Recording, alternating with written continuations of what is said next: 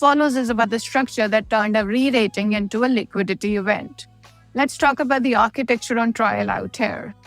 Partners Group pioneered the structure now under stress. The firm built much of its franchise by engineering vehicles that let thousands of wealthy individuals access strategies once reserved for institutions, unlisted funds holding private equity and private debt, but offering quarterly redemption windows. The appeal was always the reconciliation of the two things that do not naturally reconcile: the long duration illiquid assets and the expectation of getting money back on a calendar.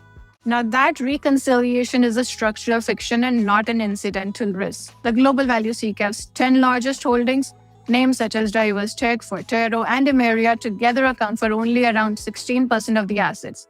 The rest sits across hundreds of private positions that cannot be sold on demand at a reliable mark. The 5% quarterly cap and the red warnings on the monthly fact sheets, these are not the falsifiers bolted on for emergencies, they are the load-bearing assumption that holds the wrapper together. The vehicle only functions so long as the redemptions say below the rate at which the illiquid assets can be turned into cash, and the cap exists precisely because that condition cannot be guaranteed. And this brings us to the paradox of the working gate. Now, Leighton's defense and the market's verdict describe the same fact in opposite directions.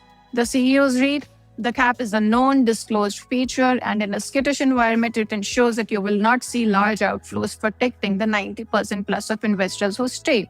By his account, the machinery worked. However, the market's read is that the gate engaging in the event that confirms the liquidity was never really there. The redemption right that disappears the moment enough people exercise it was a convenience and not a guarantee. And discovering that in real time is what drives the next investor to the door. So essentially, the gate does not stop the run. It announces that a run is possible, and that announcement is an accelerant. Now, the reflexivity is also reinforced by opacity. Loan and position level detail in these funds is thin, which means credit quality can neither be proven nor disproven from outside.